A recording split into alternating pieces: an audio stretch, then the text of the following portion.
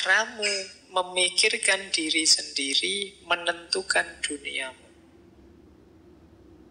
Engkau tidak terluka oleh cara berpikir orang lain tentangmu.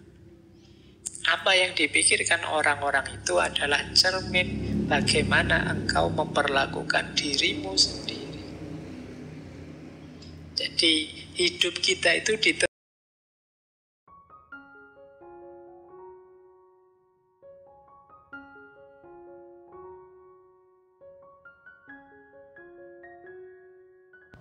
Assalamualaikum warahmatullahi wabarakatuh.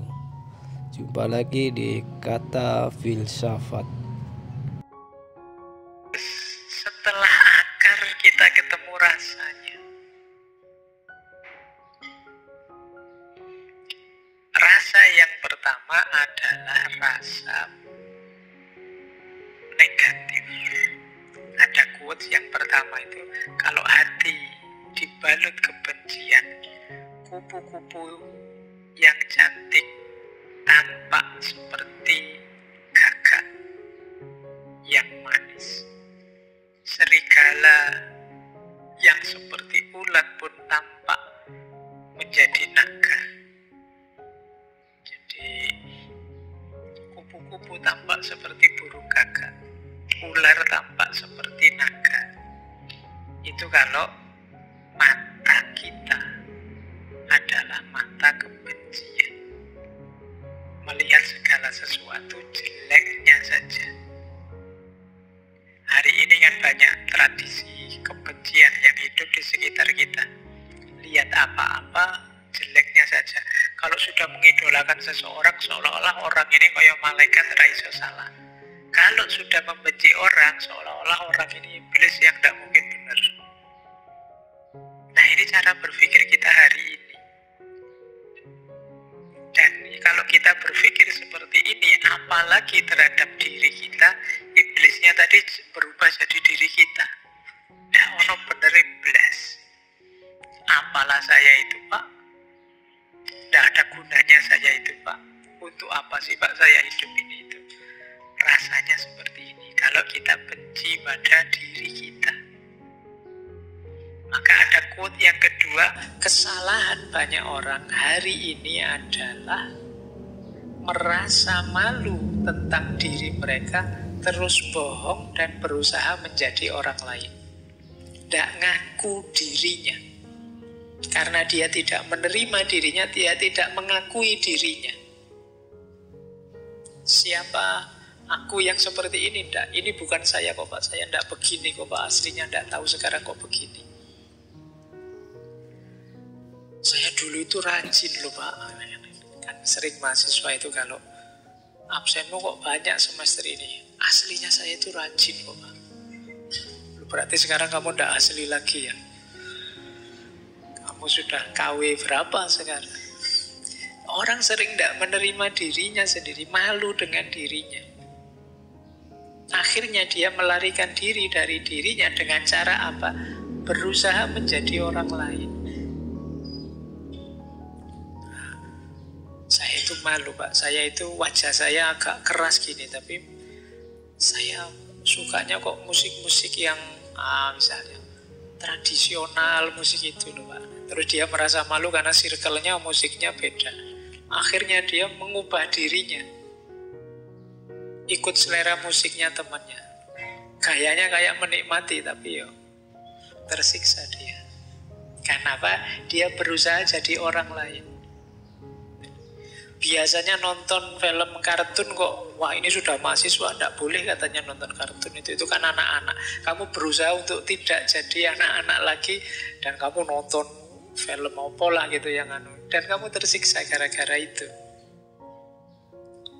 Yang terbayang di kepalamu kan tetap suka kartun. Mungkin ini kok disuruh nonton film superhero kayak gini, saya itu bayangan saya film itu ya Doraemon apa itu misalnya. Bukan engkau yang dulu, karena ya itu tadi kamu tidak mengakui dirimu. Nah, itu kata dia, itu yang dirasakan oleh orang yang membenci dirinya, malu terus berusaha mengubah diri.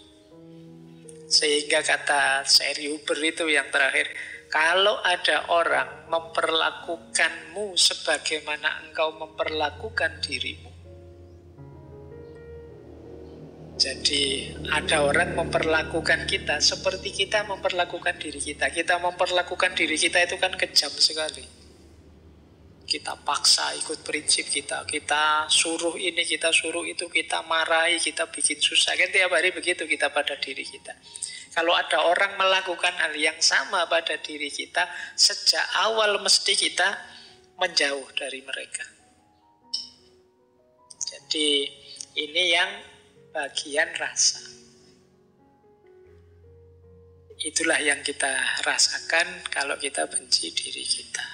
Baik, lanjut. Nah, ada 2 quotes untuk gimana terus jalan keluarnya.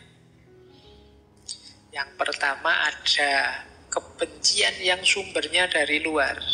Kita benci diri kita karena pandangan orang lain, komentar orang lain, tuduhan orang lain, dan lain sebagainya.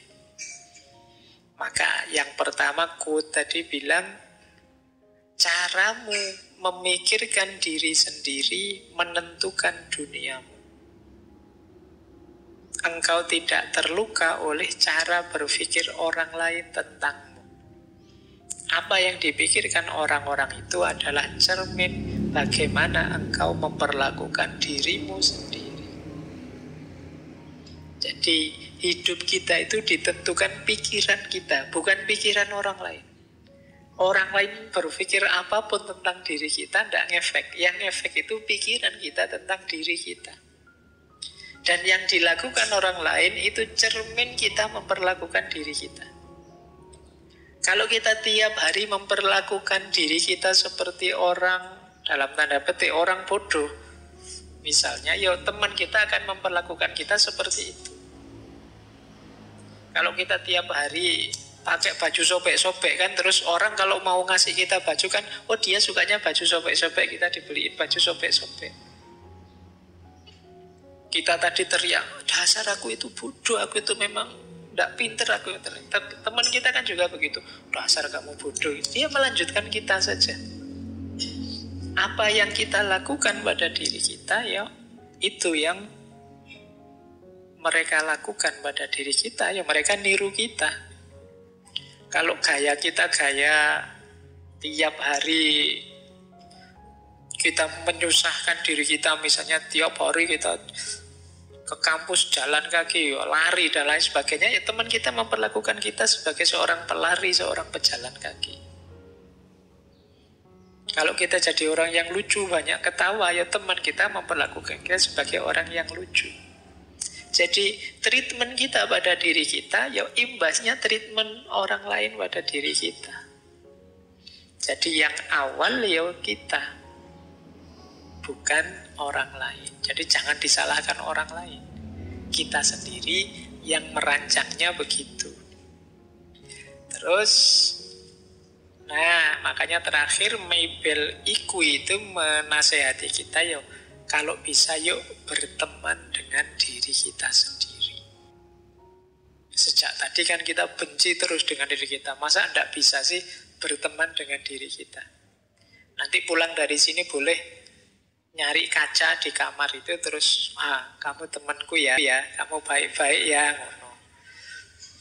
Tapi sendirian saja, jangan ada orang. Nanti kalau ada orang kamu dianggap iki waras apa ndak anak ini. Coba kamu ajak ngobrol temenmu tadi, dirimu sendiri. Maunya apa sih, senengnya gimana sih, asiknya gimana sih, biar akrab. Karena kemarin-kemarin kita banyak sekali tema untuk menyadari diri, mengenali diri. Yaitu sederhananya kita berteman dengan diri kita, kita pahami dia, kita cari apa maunya, kita selidiki bentuk yang dia inginkan dalam hidup ini dan lain sebagainya. Sehingga kita bisa, oh ternyata aku ini tersiksa kalau begini, nyaman kalau begitu. Nah, itu terus kalian bisa membahagiakan dia. Membahagiakan dia berarti membahagiakan dirimu sendiri. Aku tersiksa kalau ngajinya panjang gini Pak. Oh ya, berarti sesuk setengah saja ngajinya. Terus kalau sudah capek mundur sambil tiduran juga boleh. Atau, wah saya kalau dipotong-potong tidak tuntas Pak, enaknya yang coba kamu pahami dirimu. Enaknya bagaimana? Terus kamu turuti. Tidak harus selalu ikut orang lain. Wah saya yang lain ke sana, ya saya ke sana. Tidak. Coba kamu pahami, kamu baca, kamu ikuti maunya, biar kamu bahagia.